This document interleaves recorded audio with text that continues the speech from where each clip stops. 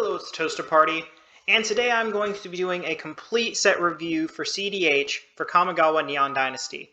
There are over 50 cards from both the main set and the supplemental Kamigawa stuff that is worth reviewing for CEDH today. So without further ado, let's get into the list. Up first we have Yoshimaru Ever Faithful.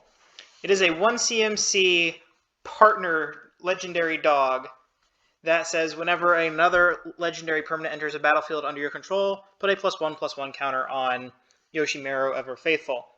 So pretty much all of the other text on this card is irrelevant aside from the partner mechanic on it. The reason why that matters is because this opens up a lot of neoform and evolution possibilities, and people are already starting to brew Bant Thrasios lists featuring Yoshimaru, which allow it to tutor into a lot of really important combo pieces. Speaking of Thrasios, up next is Drum Bellower, which is a 3CMC flying spirit that says untap all creatures you control during each other player's untap step. It's basically a smaller and worse version of Seedborn Muse, but if you have the mana dorks to be able to support activating Thrasios with Drum Bellower every single turn, it can be pretty good. For another one of CEDH's good boys, we got Spirited Companion. For generic and a white, you get an enchantment dog creature, which when it ETBs, you draw a card.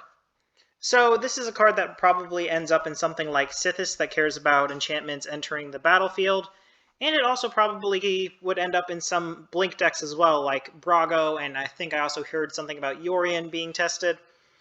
And having a body to blink on a creature makes it even better. Up next is the Restoration of Eleganjo, a 3CMC white enchantment saga that says when it ETBs, you search your library for a basic plains card, reveal it, put it to your hand, then shuffle your deck. Second ability, you may discard a card, and when you do, return target permanent card with mana value 2 or less from your graveyard to the battlefield tapped. And finally, it flips into a creature called the Architect of Restoration, which is a 3/4 vigilant fox monk that says whenever it attacks or blocks, create a 1/1 colorless spirit creature token.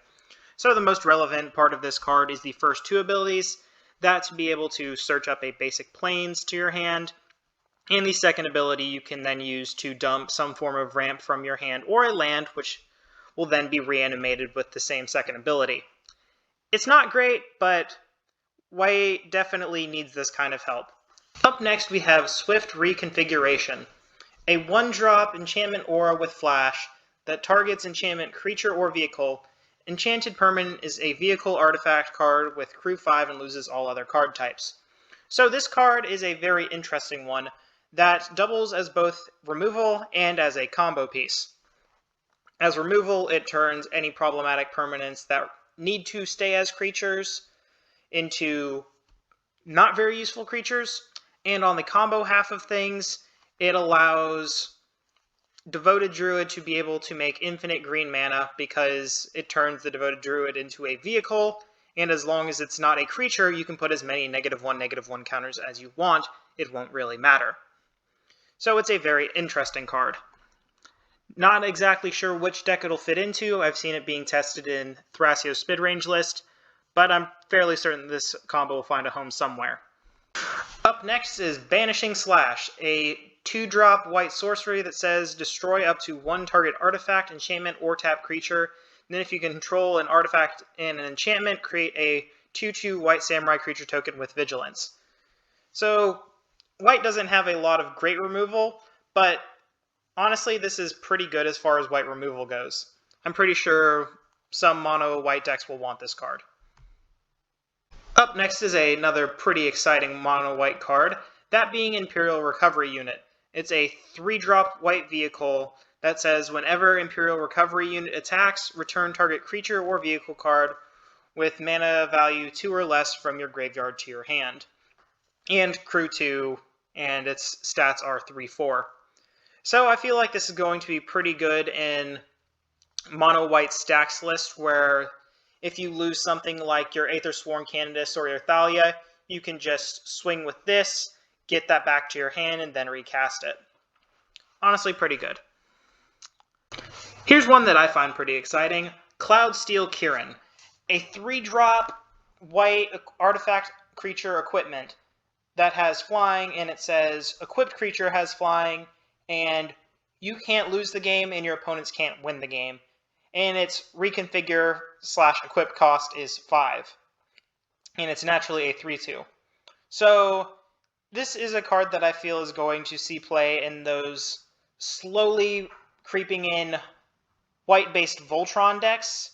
I've seen quite a few of these starting to pop up. The main one that I've been thinking about is Arden / any of the good other 2-color commanders that you could pair with Arden. Because at that point you can just equip this to your commander, and it makes it very hard for your opponents who are trying to play most of the combo lines in CEDH. So, very interesting card. Speaking of good white Voltron cards, up next is Light Paws, the Emperor's Voice, a 2-drop white legendary Fox Advisor that says, whenever an aura enters the battlefield under your control, if you cast it, you may search your library for an aura card with mana value less than or equal to that aura, and with a different name than each aura you control. Put that card into the battlefield attached to Light Paws, Emperor's Voice, then shuffle. So this is another really good Voltron card, and probably one that's competent enough that you could play as a commander in CEDH in a Rule of Law type build, because it is A, way to defeat your opponents once you've locked them under Rule of Law, and B, it also breaks parity by whatever aura you cast searches up another one, so this card will get really big really fast. And there's a lot of really powerful low-cost auras like All That Glitters and Griff's Boon. There's many others that I can't think of the names off the top of my head, but I feel like this card actually has a place in CEDH. Up next we have Lion Sash, a 2-drop artifact creature equipment cat that says, pay 1 white, exile target card from a graveyard. If it was a permanent card, put a +1/+1 counter on Lion Sash. Also, equipped creature gets +1/+1 for each 1/1 counter on Lion Sash. Reconfigure cost 2, base stats 1/1. So this is another one of those equipment creature cards, and this one it's Scavenging Ooze in white. So Scavenging Ooze already has a home in green-white stacks lists like Yoshimaru, and I feel like Lion Sash is going to see play in those exact same places. And probably a few more, because there's a lot more white decks that can abuse a Scavenging Ooze effect than green decks can abuse a Scavenging Ooze effect. It also helps that this card is tutorable with cards that tutor up equipments. Up next we have March of Otherworldly Light, which costs X and a white, is an instant that says, as an additional cost to cast the spell, you may exile any number of white cards from your hand. This spell costs 2 less to cast for each card exiled this way. And it says, exile target artifact, creature, or enchantment with mana value X or less. So this card is pretty similar to Prismatic Ending, which is a card that sees a lot of modern play. The difference is this card is a little bit less versatile in what it can hit, and it does require you to pay mana into it to hit 1-drops, but what this card does have going for it is still a very versatile card, and this one is an instant, so it definitely has more room for CEDH play. It hits pretty much every problematic permanent type that you would want to be removing, and you're probably only going to want to exile 1 card to this card's X effect, so then it becomes exile a white card from your hand, pay 1 white to remove any problematic 2-drop or less, which does hit quite a lot of key pieces in CEDH right now, such as Underworld Breach and Dockside Extortionist. So, pretty powerful removal in white, and I think a lot of low-colored white decks will want to play this, but I don't think that if you get to 3 colors or higher that you'll really want to be playing this card. Up next we have Eleganjo, Seed of the Empire, which is the first of a cycle of legendary lands with channel. This one says, pay 2 generic and a white, discard Eleganjo, Seed of the Empire. It deals 4 damage to target attacking or blocking creature. This ability costs 1 less to activate for each legendary creature you control. So it's basically a basic land with upside. You'll probably want to play this in all of your mono white decks because while its ability to destroy a target attacking creature by dealing 4 damage to it won't come up all of the time, it still is a better than generic basic land in most cases. Up next we have our first black card of the list, that being Debt to the Commie. A 3-drop, 2 generic and a black for an instant that says, choose one, target opponent either exiles a creature they control, or target opponent exiles an enchantment they control. So this is very similar to a card we got in Theros Beyond Death, which was Farika's Libation. It's another way for black to be able to remove problematic enchantments. Not all black decks really want to be removing enchantments, but if you are in the meta where stacks-based enchantment things are going on, then this is a card you'll definitely want to run. Up next we have Dokuchi Silencer, a generic and a black for a human ninja with ninjutsu generic and a black that says, whenever Dokuchi Silencer deals combat damage to a player, you may discard a creature card, and when you do, destroy target creature or planeswalker that player controls. So it's a ninja that's also a removal spell. Honestly, I think some decks like Yuriko would really like a card like this. I'm not sure if it sees play outside of Yuriko, but still good nonetheless. Up next we have Nashi the Moon Sage's Scion, which is a generic and 2 black for a legendary rat ninja with ninjutsu 3 generic and a black that says whenever it deals combat damage to a player, exile the top card of each player's library. Until the end of turn, you may play one of those cards, and if you cast a spell this way, you can pay life equal to its mana cost rather than playing its mana cost. So it's essentially a lower costed Atali in black where you pay life instead of getting it for free. There's probably a deck out there that wants this kind of card advantage. I'm not sure if Nashi is good enough to make it as its own commander, but there's definitely something, maybe not even right now, but eventually that'll want this kind of effect. Up next we have Ruthless Technomancer, a 4-drop that is 3 generic and a black, which says when it ETBs, you may sacrifice another creature you control. If you do, create a number of treasure tokens equal to that creature's power.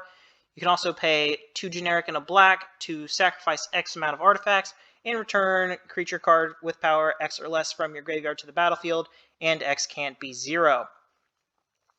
So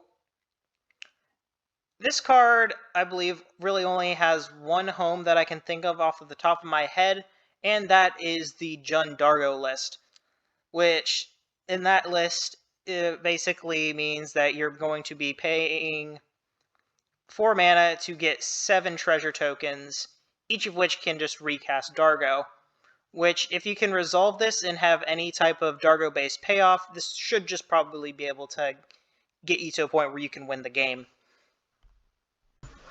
Up next we have You Are Already Dead. This card will actually not see any play in CEDH lists, at least as far as I'm aware. The only reason this matters for CEDH is that it's a funnier thing that you can name off of Demonic Consultation when you're trying to resolve a Thoracle win. Up next we have March of Wretched Sorrow. This is the Black March card, which says as an additional cost to cast this, you may exile any number of black cards from your hand, and this costs 2 less for each card exiled this way. This one deals X amount of damage to target creature or planeswalker, and you gain X life. So this is probably good only if you're going to be intending to play an ad nauseum or any other life-based strategy where you don't really need to care about the cards in your hand. So this probably will see play in like mono black decks like Yawgmoth or Kirin, where their life totals matter a bit more than the cards in their hand. Up next we have Takanuma the Abandoned Mire. Speaking of mono black cards, this is a legendary land that taps for black, has the channel ability of pay 3 generic and a black to discard it, mill 3 cards, then return a creature or planeswalker from your graveyard to your hand. This ability costs 1 generic less for each legendary creature you control. So this is another one of those lands where, despite the fact that you might not always really need the channel ability on it, the floor of this card is still a land that taps for a black, so you'll probably be putting this in all of your mono black decks regardless of if you need that later ability or not, but it helps to just have that ability for the late game just in case. Up next, we have our first red card in Tempered in Solitude, which is an enchantment that costs 1 generic and a red. It says whenever a creature you control attacks alone, exile the top card of your library, you may play that card this turn. This goes back to those low-color, white-based CEDH Voltron lists. I know I have seen somewhere in the wild someone playing Wylath Voltron and CEDH. So if you are one of those people who is trying to pull off Voltron and CEDH, this card is for you. Up next with pretty corner case red cards, we have Experimental Synthesizer. 1 red for an artifact that when it enters the battlefield, exile the top card of your library. Until the end of turn, you may play that card.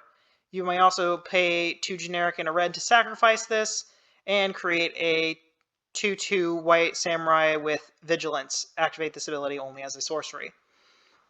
So this is probably a card that will only see play in specifically the mono red Duretti commander as a cheap artifact that has a relevant-ish ability that you can then sack later on.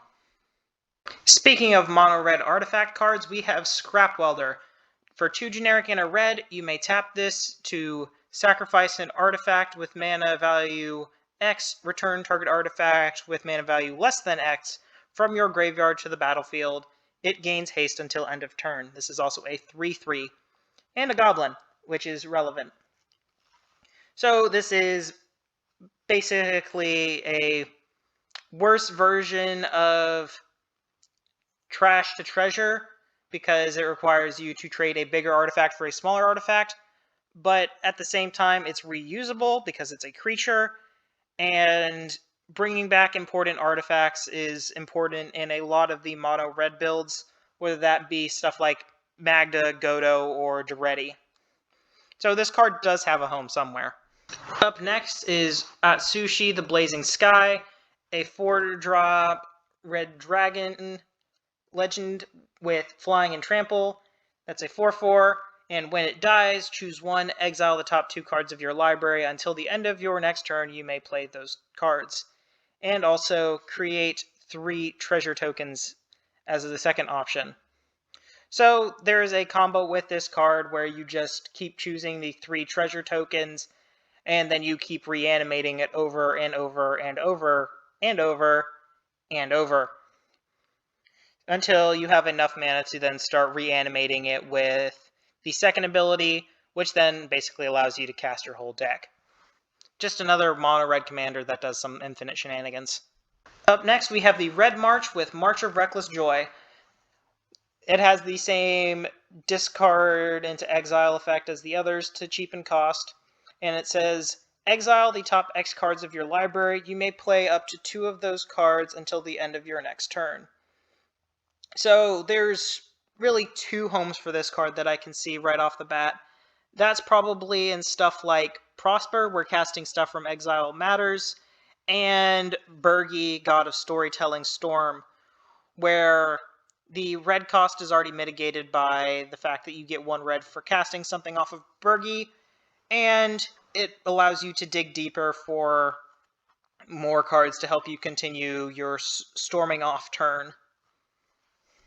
Here we have the red legendary channel land, where this one is 3 generic and a red to discard this Sozakon, the Crucible of Defiance, to create 2 1/1 colorless spirit tokens. They gain haste until end of turn. This costs 1 generic less for each legendary creature you control.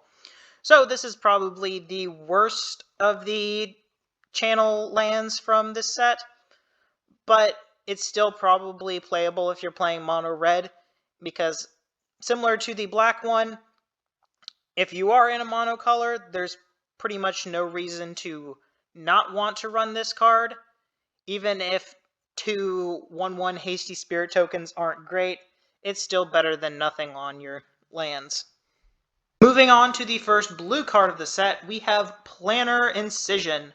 For generic and a blue, instant, exile target artifact or creature, then return it to the battlefield under its owner's control with a +1/+1 counter on it. So this is probably going to see play in Orvar, as whenever you target something with Orvar, it creates a token copy of it. There's probably some other deck that might want something like this, but definitely Orvar is going to want this. Let's move on. Up next we have Reality Heist. This is a 7-drop with 5 generic and 2 blue that is an instant that says this spell costs 1 generic less for each artifact you control. Look at the top 7 cards of your library. You may reveal up to 2 artifact cards from among them and put them into your hand. Put the rest on the bottom of your library in a random order. So this card is... it's sitting in somewhere on the middle, because you need a lot of artifacts for this card to be good, because you need to both have enough on field to make it cheap enough, and to also then have enough that you are going to guarantee hit 2 artifacts off of the top 7 cards of your library. Urza might want this, but I'm not sure that even it cares that much to want to be able to play this card. At that point, Thoughtcast might just be better. Up next is Anchor to Reality. For 2 generic and 2 blue, it's a sorcery that says as an additional cost to cast this spell, sacrifice an artifact or a creature. Search your library for an equipment or vehicle card, put that card onto the battlefield, then shuffle. If it has mana value less than the sacrifice permanent's value, scry 2. Okay, that last bit about the mana value being less than the sacrifice permanent's mana value is probably never going to come up.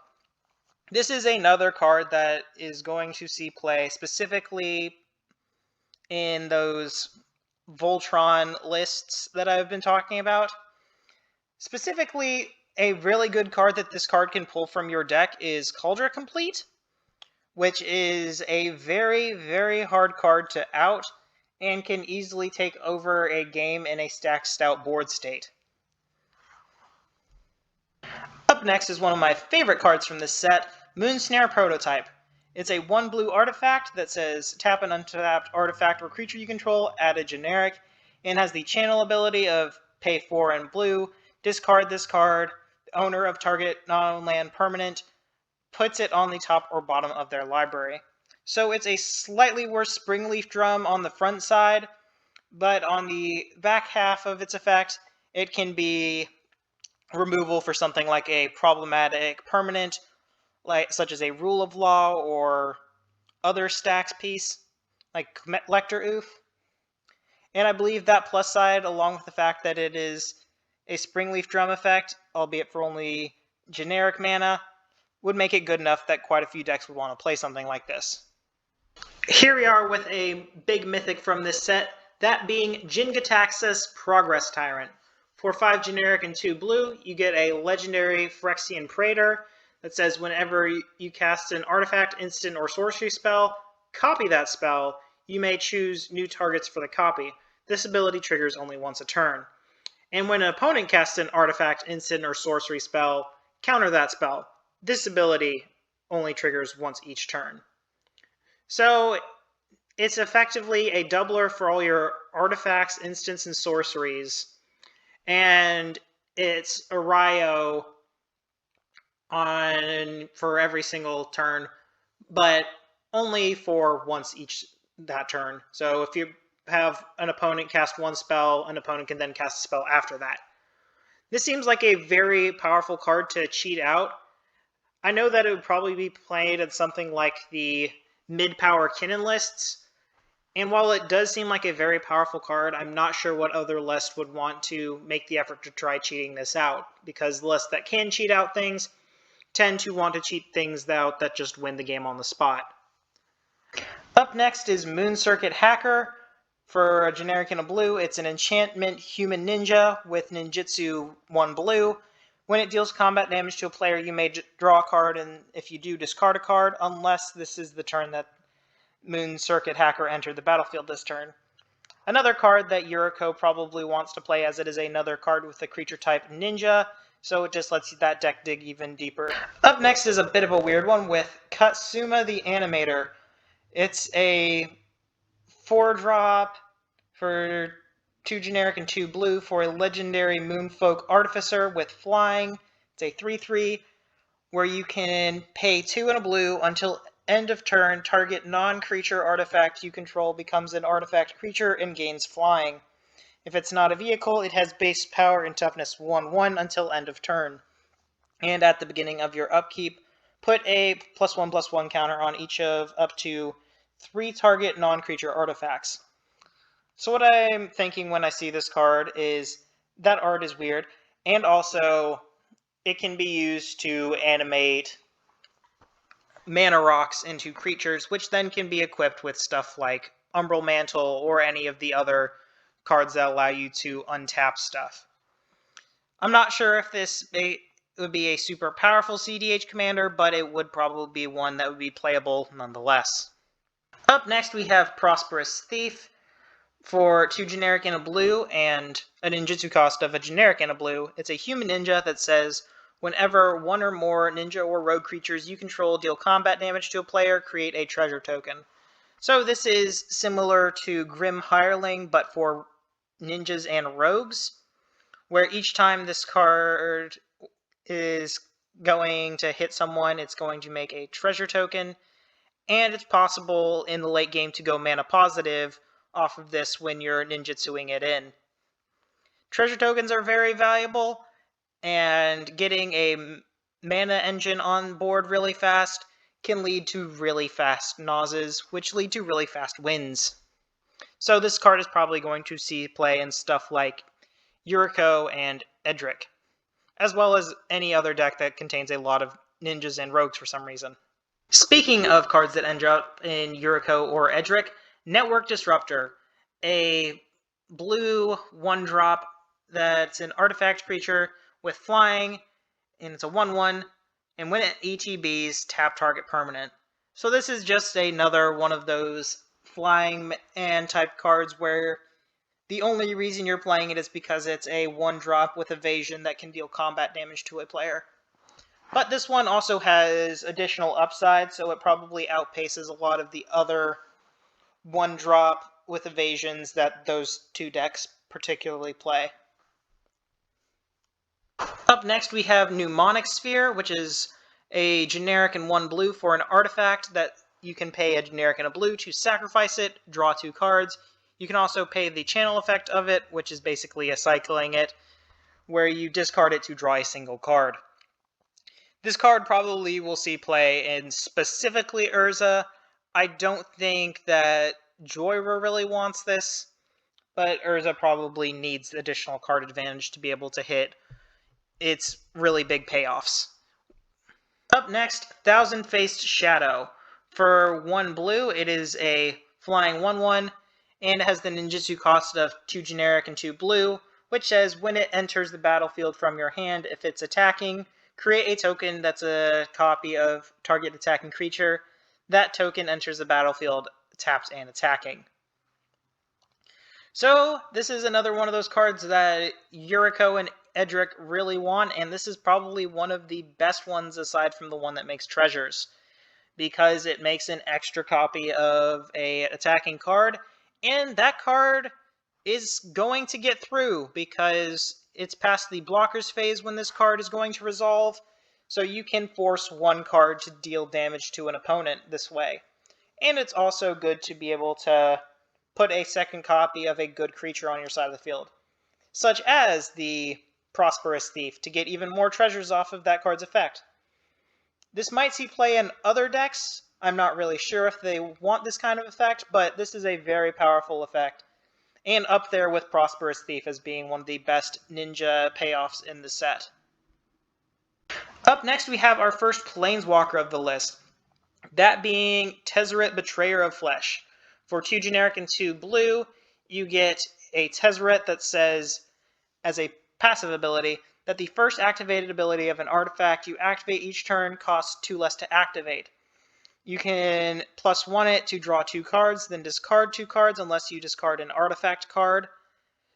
Up next, its second ability is a -2 that says target artifact becomes an artifact creature. If it isn't a vehicle, it has base power and toughness 4/4. That's a permanent effect. And finally, you have an emblem that says whenever an artifact you control becomes tapped, draw a card that's -6, and it starts out as a 4 loyalty planeswalker. So the card of this card that is going to matter the most is that first passive ability on it, where the first activated ability of an artifact you activate each turn costs 2 less to activate. And it's during each turn, not just each one of your turns. So there's not a particular home for this card that I can think of off of the top of my head, except maybe Chainveil Teferi might want this, because additional mana in that deck is nice, and it's also card advantage. But if there is a card that comes out later down the line that really, really wants that -2 for the first activation, then this card definitely goes in that deck. Speaking of incredibly powerful artifact payoffs, the reality chip. This is a legendary artifact creature equipment jellyfish that costs a generic and a blue that says you may look at the top card of your library at any time, and as long as the reality chip is attached to a creature, you may play lands and cast spells from the top of your library. Reconfigure cost of 2 generic and a blue. So this is a card that is incredibly powerful.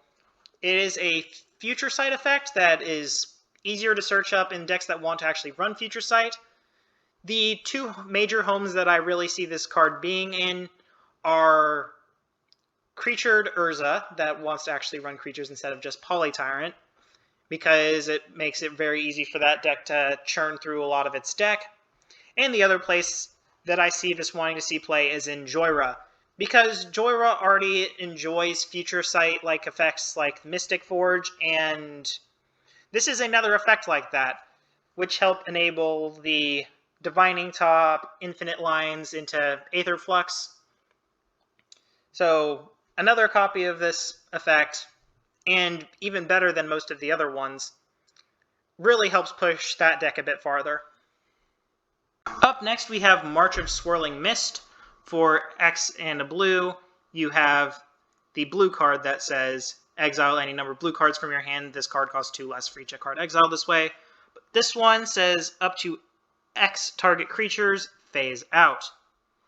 So this card is just a very powerful disruption piece that stops a lot of onboard creature combos, because they can't really continue with the cards being phased out, because phasing means they don't come back into your turn, and because this card is an instant, it's pretty powerful. It also can probably be used in some aggressive decks where you can remove anything that they could block with to be able to go in for a big swing. Here we have the blue legendary channel land, Otawara, the Soaring City. This one has the channel cost of 3 generic and a blue. Discard it. Bounce target artifact, creature, enchantment, or planeswalker to its owner's hand. This ability costs 1 generic less for each legendary creature you control. This is probably one of the best channel lands out there, because that ability is pretty important if you're facing up against problematic permanents such as Underworld Breach, or more notably, in the case of this card, you're probably going to be using this to remove a Rule of Law effect, and you don't have to waste your 1 spell for a turn to try removing it, and the fact that this ability is an uncounterable unsummon. Additional upside, it's also a way to bounce your own dockside to recast it. So it is a mono blue land with a lot of upside on it, and if you are able to support this kind of card, you probably will want to try to. Here we are with our first green card of the list.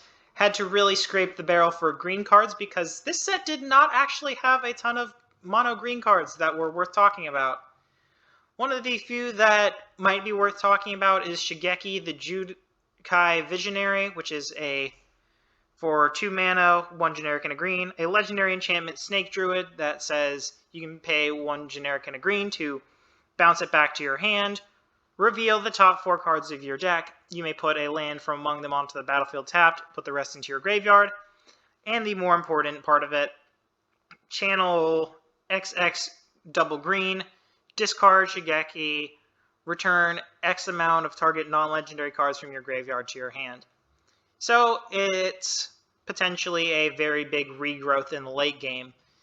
The first ability is also pretty decent for ramp and card advantage, but the main reason you'd want to be playing it is for that channel ability as being a super regrowth. So the place that you probably would want to be playing this in is something like a very low color green deck, like probably either mono green or maybe something like Tuvasa, a deck that has a lot of lands, would want to be able to get additional ramp in. But it's pretty okay in those decks, but I don't think it would see play outside of a lands matter deck or a very low color like mono green deck. Up next we have Boon of Boseiju. For 1 generic and a green, it's an instant that says target creature gets +X until end of turn, where X is the greatest mana value among permanents you control. Untap it. So this card goes into one place, maybe two places, but probably just one place. That being mono green Selvala, where it just is another ritual effect where you just pump up Selvala even more and then get more mana off of it. Up next we have Silk Guard, which for X in green is an instant that says put a +1/1 counter on up to X target creatures you control. Auras, equipment, and modified creatures you control gain hexproof until end of turn. So it's similar to Heroic Intervention, but it has the upside of giving +1 counters on creatures you control, and protects a lot of your auras, equipment, and all of your stuff from being targeted. So in decks that are probably like mono green that need to protect their commander, this is a pretty good way to do that. Here we are with the final mono green card, and my pick for the best card in the set, Boseiju, Who Endures. While there might not have been a lot of good mono green cards, they did get the best card in the set. It is the most powerful of the channel lands. It says pay generic in a green, discard Boseiju, destroy target artifact, enchantment, or non-basic land an opponent controls. That player may search their library for a card with a basic land type, put it onto the battlefield, then shuffle. This card costs 1 less to cast for each legendary creature you control. So this card is basically an uncounterable Nature's Claim effect, which, when trying to stop stuff like Breach or Rule of Law or pretty much any artifact or enchantment that matters, is very important, because your opponent can no longer defend that thing. The only way for them to be able to block against a Boseiju effect is through something that gives it like hexproof or shroud or indestructible. But those are very few and far between, and having a effect on a land that allows you to be able to remove those kind of permanents is incredibly powerful. Here we are with our first and only colorless card of this set that matters for CEDH, that being Containment Construct. For 2 generic, it's a construct that's a 2/1 that says whenever you discard a card, you may exile that card from your graveyard, and if you do, you may play that card this turn. This card seems like it would be a very strong fit for Riel the Everwise, because if there is a card that you wanted that you ended up discarding, you can just cast it anyway. It also probably will see play in Prosper, because the casting things from exile does matter a lot in that deck.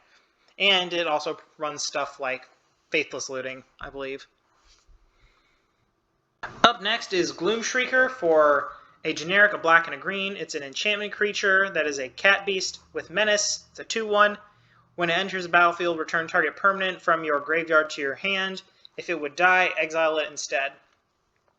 So this is basically a worse version of Eternal Witness, but there are probably decks out there that want this kind of effect in multiples, and there is additional parts of this card that matter, such as it being an enchantment creature, which if there is a green-black enchantment matters deck, there's actually a commander where this probably would matter with in the future, but this card probably matters. I don't know exactly, though, what deck it would go in, except for maybe one, but we'll get to that card. Up next is Enthusiastic Mechanaut. For a blue and a red, you get an artifact, Goblin Artificer, that has flying, and it's a 2/2 that says artifact spells you cast cost 1 generic less to cast. So this is another artifact cost reducer that specifically you will probably want to be playing this in Joyra the Weatherlight Captain. That deck loves this kind of effect, and another one for 2 mana just really is a nice boon to that kind of strategy. Up next we have Colossal Sky Turtle. For 4 generic, 2 green, and a blue, you have a enchantment creature turtle that has flying and ward 2, and it's a 6/5, and you'll probably never ending up casting this card because you'll probably just be using either of its 2 channel abilities instead. That being, pay 2 generic and a green, you can discard it to return a card from your graveyard to your hand, or channel for a generic and a blue, discard it to return a target creature to its owner's hand. So this is a very mid-rangey card. Whether that be a card that ends up in stuff like mid-range Kirin, Thrasios lists that really want this kind of effect, I'm not exactly sure. I just know that having a modal card with 2 really powerful effects on it will almost certainly guarantee that this card will see play somewhere. Up next we have Jukai Naturalist. For green and a white, you get a enchantment creature human monk that's a 2/2 with lifelink that says enchantment spells you cast cost 1 less to cast. This is a Sithis card. Just makes your enchantments cheaper, it triggers Sithis. Yeah, Sithis card. Up next we have Greasefang Okiba Boss. For a generic, a white and a black, you get a legendary rat pilot that says at the beginning of combat on your turn, return target vehicle from your graveyard to the battlefield, it gains haste. Return it to its owner's hand at the beginning of your next end step. So, this is a card that I believe is very interesting as being a stacks commander. The one problem is I don't think that it will see play yet. I believe that in a future where we get a lot more meaningful vehicle cards, that this card would be worthwhile looking into as a Orzhov stacks commander, as being able to reanimate powerful vehicles every turn. But as of right now, there just aren't enough vehicles that you'd want to reanimate at the moment. Speaking of cards that I believe will be good in the future but aren't good right now, Tatsunari the Toad Rider. This is that card that I was talking about that deck would probably want something like Gloomshrieker. Tatsunari is a 3-drop and a black for a legendary human ninja that has the ability, whenever you cast an enchantment spell, if you don't control a creature named Kemi, create Kemi, a legendary 3/3 black and green frog creature token that says whenever you cast an enchantment spell, each opponent loses 1 life and you gain 1 life. You can also play generic and blue or green. Tatsunari and target frog you control can't be blocked this turn except by creatures with flying or reach. This is also a 3/3. So, what this card is an infinite outlet for enchantments. So if you can cast enchantment an infinite number of times, you can proceed to machine gun down the entire board, ending the game on the spot. The one thing is that as of right now, there aren't a lot of enchantments that you can really easily cast an infinite number of times. The Gloomshrieker might be a card that you'd want to try doing some combos with, but as of right now, the list hasn't really been fully fleshed out. There are some people who've talked about using this as a poly-tyrant list, but even then I think that would be a bit of a problem because there's no easy way to get colored mana in those kind of shells. It's possible, but not easy enough for me to think that this deck is there yet. But I believe that there is a future for this card in CEDH as a commander. Speaking of cards that have future in CEDH as being a commander, Hinata the Dawn Crowned.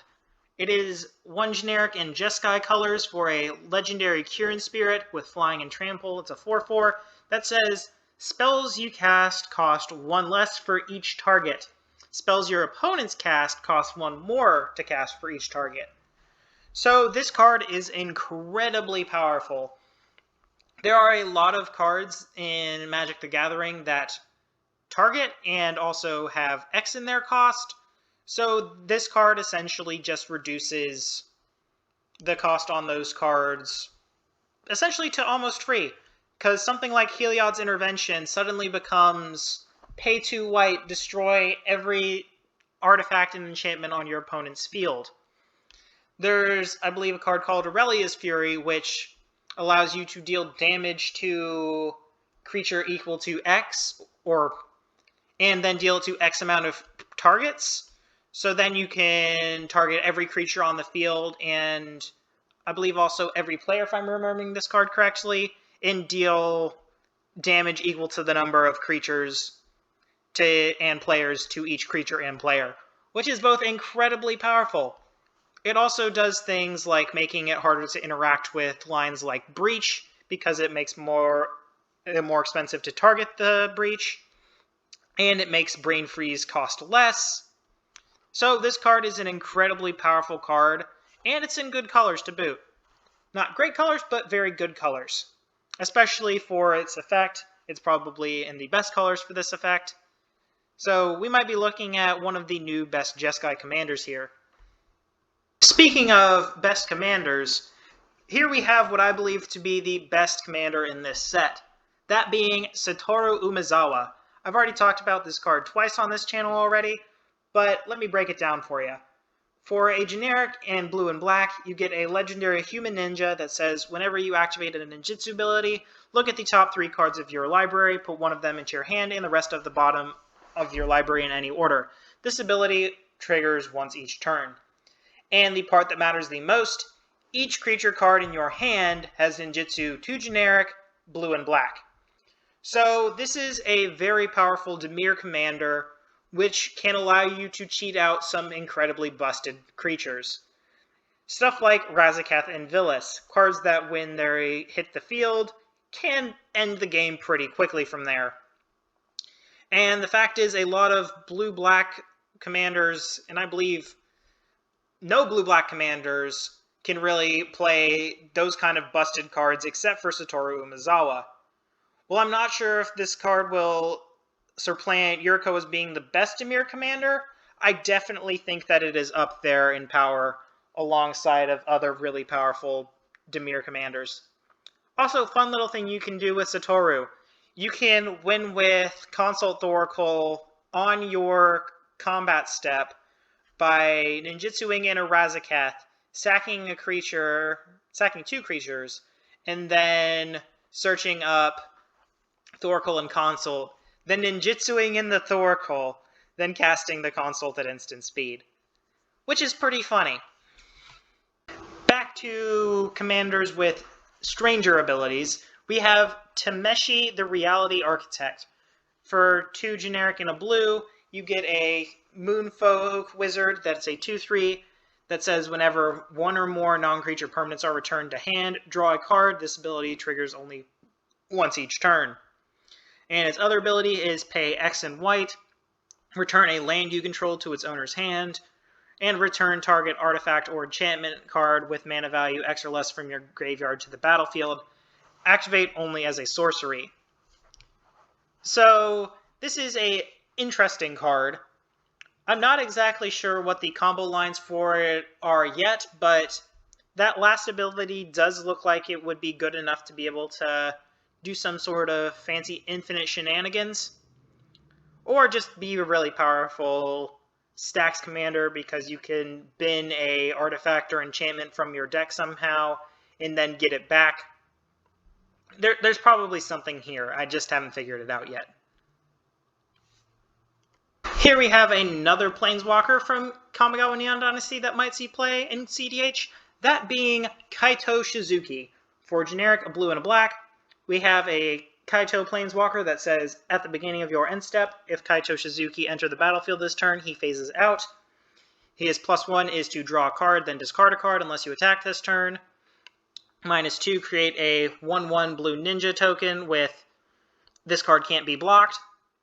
And finally, it has an ultimate that says you get an emblem with whenever a creature you control deals combat damage to a player, search your deck for a blue or black creature, put it onto the battlefield, then shuffle. It starts off at 3 loyalty. This is another card that I feel is probably pretty specific to Yuriko or other Yuriko-like decks. It's possible that this ends up seeing play in various other blue-black Drago strategies, but its effects are pretty good. Being able to draw a card every turn and not have to discard one if you attack this turn is a pretty good card advantage engine. And the ability to make an unblockable token really matters if you're playing something like, as I said, Yuriko, or maybe Satoru Umezawa. Overall, pretty good Planeswalker and might be good enough to see CEDH play. Here we are with the final card of this set review, Go Shintai of Life's Origin. For 3 generic and a green, you get a legendary enchantment creature, Shrine, that says pay Wooburg to tap it, return target enchantment card from your graveyard to the battlefield, and whenever Go Shintai of Life's Origin or another non-token Shrine ETBs under your control, create a 1/1 colorless Shrine enchantment creature token. So this card, I believe, is good enough to be able to make a CEDH Enchantress style deck around. It's like Sithis already exists and is pretty good as being a Selesnya Enchantress CEDH commander, but this is the first one that really works in 5 colors. While the cost to return an enchantment card from your graveyard to the battlefield is a bit hard to obtain with trying to get all 5 colors, if you can manage to bin a really powerful enchantment with an Entomb effect, getting to pay 5 to return that enchantment to your battlefield should be able to win you the game. I don't know exactly what card it is yet, but it probably should be able to do that. And it also comes with the additional upside of putting another body on the field aside from itself when it enters the battlefield. That would matter for something like Pattern of Rebirth, which whenever the creature that it equipped to dies, it searches up any creature to your battlefield. Another card that I believe would really go well in this 5-color enchantment deck is Academy Rector, a card that has seen some CEDH play, but isn't ever really in the limelight. It's a 4-drop white creature that says whenever it dies, search any enchantment to your battlefield. So I believe with all of these powerful enchantment payoffs, we might finally have a 5-color enchantment deck that could make really big waves in CEDH. But that's all I have for today. Thank you all for watching. If you would, please leave a like, comment, and subscribe. And if you thought of any cards in Kamigawa Neon Dynasty that I forgot to talk about, just put them on in the comments, and hope you all have an excellent day.